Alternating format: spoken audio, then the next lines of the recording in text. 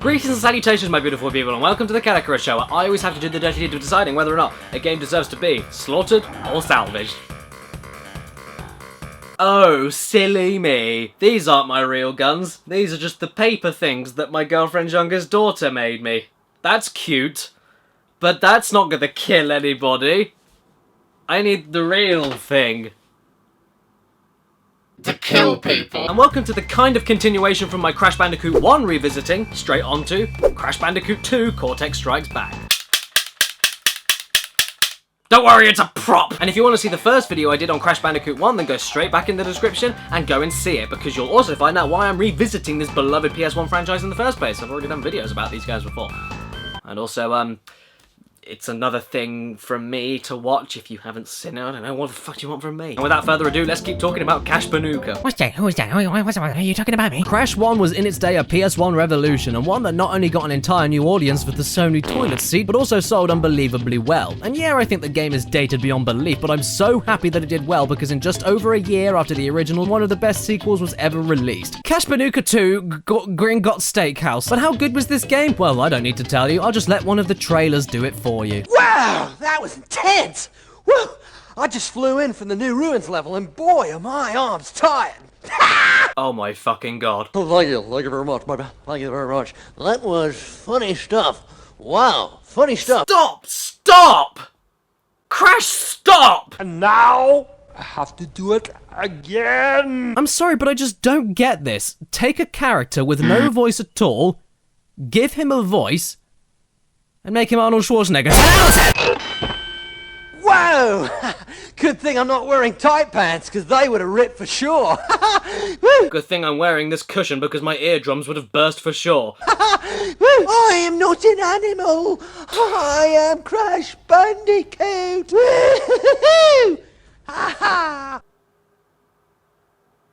Moving on, Crash 2 took all of the fundamentals from the first game and all of the basic mechanics, such as the Aku Aku hit point and invincibility system, different kinds of boxes to break, Wumpa fruit, spinning and jumping on enemies and boxes, and the same kinds of right angular yet flowing level designs. Yet it tweaked everything from the controls, speed of the gameplay, content and obstacles within the level designs, visuals and soundtrack to make it 100 times more satisfying and snappy than the first, and make it feel like a proper evolution from what 1 had established. So there's a new game with a new budget and new fans, meaning there's new things other than tweaked gameplay, and one of the newer things this time is a deeper story with full voice acting and a couple of cutscenes, apart from Crash, of course, who, if he opens his mouth, He's back! needs to be put down. And the story begins right after Crash 1, with Cortex falling from his hoverboard after Crash beats him and he falls straight into the islands from the first game.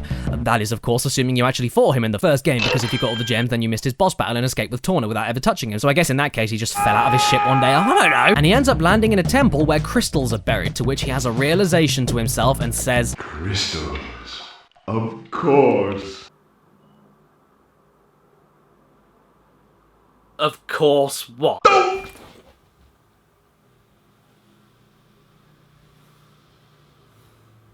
Well, I'm sorry that I upset you, Cortex.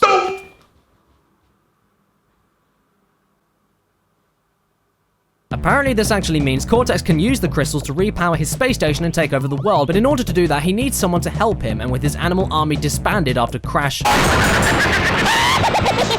brutally slaughtered them. Although Ripperoo comes back in this game, so maybe there's something else a bit fishier going on here. Meanwhile, Crash and his sister Coco are chilling out when she sends Crash off to grab a new battery for her laptop when he's unexpectedly taken away by none other than Cortex himself, who then tells Crash that he needs him to get all these crystals in order to save the world from being destroyed by an old colleague of his, Brio. But you know, on the account of him stealing my girlfriend and trying to kill us multiple times in the last game, and this game being subtitled Cortex Strikes Back, I'm not even slightly trusting him, and I'm just gonna do nothing. Yeah, no boxes, no bloody crystals. See how you like that, fathead? Oh, look at that, a blue gem. That's a pretty cool secret. No, Crash. I said bring me the crystals! Now, get back in there. Well, geez, sorry. But not really, I'm gonna do it all again and not get the crystal. No, Crash. To save the world, I need crystals. Crystals! Okay, fine. Fucking hell. Yeah, the thing with this story is that even though it isn't the focus, so it isn't a huge issue, it could have been way better by just doing one thing.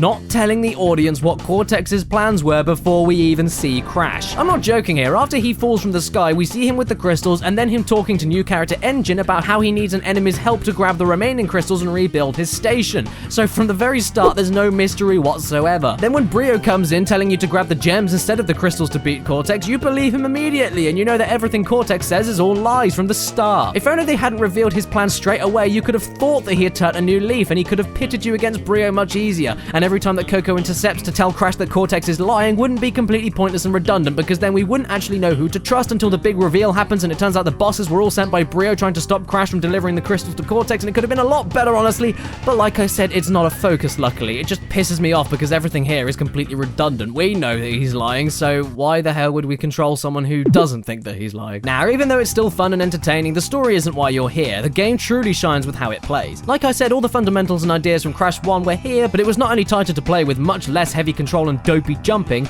but the level designs took every step towards fixing and expanding what 1 already had. It was the same basic game, linear 3D platforming stages based in the wild and industrial locations with a splicing of corridors and side-scrolling with a big variety of obstacles and enemies to jump and spin through before reaching the end, yet the levels were more densely compacted with stuff along with the newly added crystals that you need to get to carry on. There's more things going on here and more things to avoid and more things to think about when approaching them and split decisions to make when in the middle of engaging whatever it is that you've approached. And the tighter controls and more responsive jumping made it all a lot more fast-paced. There's a lot less waiting, planning and terror than in Crash 1 and a lot more action, more doing things. But that doesn't mean you aren't playing a totally different game. Look, there's still the bonus games that you don't need to find tokens with or complete to save the damn game along with grabbing a gem. You just hop on the platform and zip straight to it to tally up your total box count for the gem on that stage and grab a ton of lives on your way to do it. Not to mention get a variation of music based on what gorgeous area you were exploring. My only real question is where's Torna in any of these? Save her life in the first game and she can't even be fucked to come back and support her boyf. What a cow. Oh, and yes, I did say earlier that you don't need to finish a bonus stage or get a gem to save the damn game, because in a stunning revelation, you can save anywhere you want to, whenever you want to, my bloomin' badger! And you could save the game in the Warp Room, the central hub, a new addition to the Crash formula. It's very sad how you no longer feel like you're going on a giant quest as you travel on an island from one stage to another, but to be honest, it is completely compensated with the ability to pick how you want to progress every 5 stages, in any order that you want to, without being stuck on one stage forever, and have a compact and faster way of revisiting older stages without needing to go on a fucking marathon. Also, with all the new locations from the deepest reaches of space to the dankest of sewers, I guess it wouldn't make much sense to have it all play out in one cohesive manner. And for all of the new stuff, wow, where do I even start? The beginning, probably. Visually, it's sharper and more detailed than ever before. I especially love the footprints on the snow, Crash's breath in the cold air, spotlights following each character in Tiny's boss stage, and this creeper head that follows you and breathes fire. They must have eaten a barbecue for lunch. In keeping to the original Naughty Dog plan of making an interactive Warner Brothers cartoon character to play as, Crash also has more of a personality now without needing to speak. By performing new idle animations, new running animations like when escaping from the boulder, and a few new death animations which are rather joyous to watch, especially in the polar bear stages. Along with the tightening of the controls, there's also the new moves Crash has and the new level styles. The pig stages have changed into the much faster and tighter polar bear rides, which are 1,000 times more fun to play and a lot less jerky. And the jetpack stages, which I hear people complain about all the time and say that they're stupidly hard to control, but look, it's a little stiff, I guess, but really, everyone, it's not that hard. For the new moves, Crash can monkey swing in the stages that need it and dig underground to shield himself in the stages that need it. But for every stage that it could apply, Crash could now crawl. And the crawl itself isn't 100% useful, but the slide when you crouch while running and the following slide jump you can perform for extra height and distance is so useful. Almost like the long jump from Mario 64, in that you can get really good with it and bypass platforming challenges as a reward for mastering it. And if you haven't mastered it yet, the game itself endorsed it as a central mechanic, with bonus stages encouraging or forcing you to use it with no risk of losing lives, because you don't lose any lives on a bonus challenge. And every stage slowly introducing it as an easier or more efficient or effective way to progress if you are brave enough to risk it. It also just feels good to do, so shut up. Oh, and by the way, in case you want it, analog control is now a thing, not only allowing full speed and free movement control of Crash with walking and 360-degree turning, but you can also quickly switch from the joystick to D-pad straight away for a natural transition from 2D segments to 3D. You know what else is a natural transition? This soundtrack. Do I need to talk about the soundtrack here again? It's one of my favorite PS1 soundtracks of all time, and I've talked about it more than I have any right to, so instead, let's insert my top 20 video segment here. The branching paths even come back and are indeed back with a vengeance. They're in a lot of stages this time, and most of the time they're alright, but in other stages like the pits, the pits, Gross. The backtracking is a little ridiculous since the camera doesn't move back far enough for you to see what's coming up towards the edge of the screen. And I know this isn't a limitation because the returning boulder chases nail the camera angle, so what's going on here exactly? With the camera angle being the way it is, the game would have been way better without it, or just fix the camera angle, I mean, fuck's sake. Anyway, crystals were new and gems came back by needing to break every crate in the stage, including these new horrific nitro crates that explode the second you touch them. Look at how evil they are, damn. And to destroy them, you needed to hit these green exclamation crates, and it's immensely satisfying.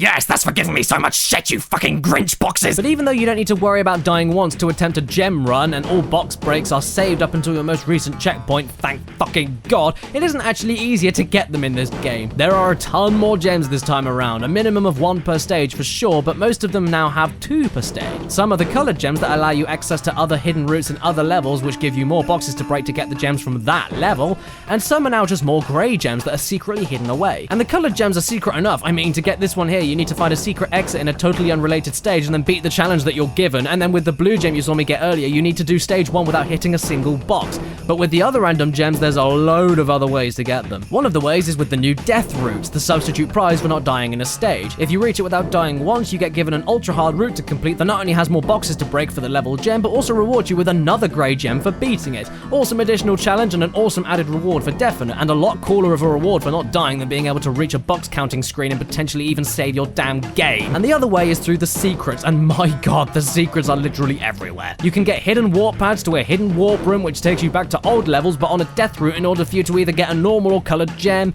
You get wall clipping secrets, secret holes to fall into, secret timed races to the end of a level that don't show up unless you're quick enough to make it that far to show up. They're literally everywhere. And I've also heard people complain that they're a little too hidden, but to be honest, the level of detail in Crash 2 is so high that I think it's pretty obvious which areas or warp pads are secret, apart from of course not hitting a box in stage 1 for a blue gem. I got that by complete accident when I was little. I don't know, you can just tell in Crash 2 when something doesn't look right or looks off, or when it wants you to try exploiting something in the game. Like, why would all of these nitro crates be here if nothing was behind them? Why would there be a small staircase of nitro boxes here if you can't touch the nitro boxes in the first place? Why is this the only bridge in the bear and boulder chases that doesn't fully break when they fall down? It's very subtle, but subtle enough that you feel like a genius for figuring it all out, and it's way deeper and more engaging optional and replayable content than what Crash 1 has. Also, looky here in the secret warp room, the old islands from Crash 1.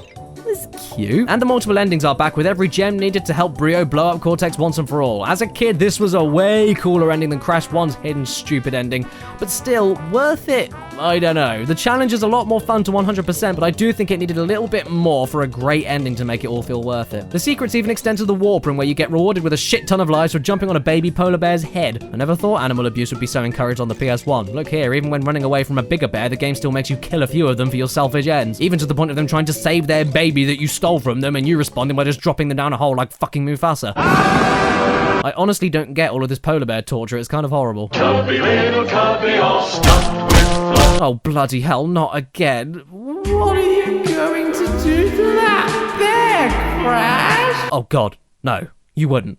No, Crash, think about it. Think of the consequences. Don't do it, man, don't do it. Oh, but if you want me to talk about something I really don't like in this game, the ice physics. Oh my god, I tell you, the fucking ice physics, man. For some reason, they are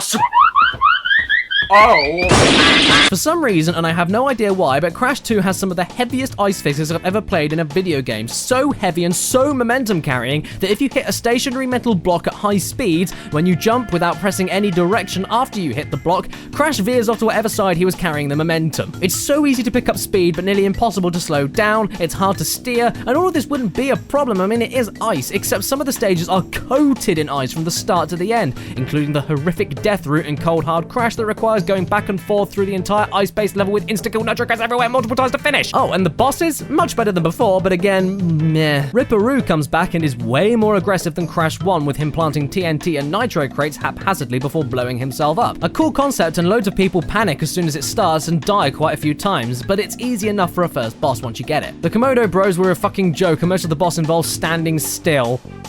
Yeah, I'm very threatened. Tiny Tiger is another awesome concept and involves a lot of moving, and he's kind of like Ripperoo from Crash 1 with the stage layout and how he jumps around, but with you needing to lure him into falling platforms. Only problem with this is that it can take a long time if you aren't quick enough to know what's going on. Engine is the best boss bar none, but still not that amazing. His patterns are a little bit too slow and easy to read, and he takes a little bit too long if you ask me. And to be honest, if his giant flying mech suit can be destroyed with fucking Wumpa Fruit being thrown at it, then he needs to seriously reconsider his battle strategies. And Cortex is the worst Crash boss ever. Yes, worse than Papu Papu because at least he can fucking hit you. All you do is fly towards him, avoid rocks and mines, and hit him 3 times before he reaches the end of the track, and you have to keep trying until you do it, and it's total shit. It's total shit. But then what can you expect when your final boss is Mr. Krabs?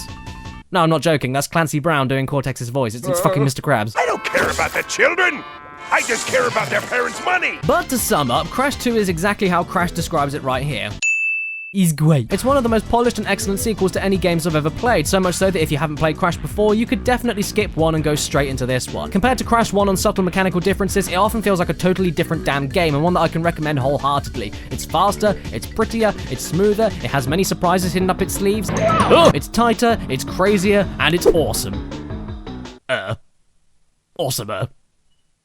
Yeah. And so to conclude, Crash Bandicoot 2 Cortex Strikes Back gets the sound. Actually, you know what? No. Where the fuck are my paper guns gone? And so, Crash Bandicoot 2 Gringotts Steakhouse gets the salvage. Well done. You did good. And if it's your birthday today or watching this video, happy frickin' birthday to you. Please remember to stay beautiful, and please remember that if you can't do the jetpack bits in Crash Bandicoot 2, then you're probably terrible at video games. Hey everybody, and thanks so much for watching this video, but before the outtakes come on, so please stay tuned for that, they will be on in a second, I'd just like to thank all of my Patreon supporters, all on the screen right now. All of you have supported the show in ways you cannot imagine. You're all amazing, and if you'd like to consider supporting this show, it's completely optional, doesn't change anything if you do or don't. If you'd like to come and support the show, then it's all in the description for you, and everything is explained there. And as my thanks for supporting the show, you get my video schedule every week, so I can share with you what videos are being made every single week without anybody else knowing, and also you get video previews and joke previews of upcoming videos on Sundays. So yeah, but like I said, it's totally optional, you don't have to, but I just want to thank everybody who has done, and thank you even if you consider doing it. It means the world to me. So thanks so much everybody, and here's the outtakes for you. Subscribe. And also, it's also another video for you to watch of me if you haven't seen it. And it's... And if you want to see the video I did on Crash Bandicoot 1 last week, then go straight back into the description and find it, because you'll also be able to find... And so, Crash Bandicoot 2 Gringotts Steakhouse gets the salvage. Did you forget what to do? Yeah. I completely forgot! Should we try that again, yeah? Bloody shirt. The fucking ice physics, let me tell you. For some reason, I don't remember the script, so I'm gonna do a dance.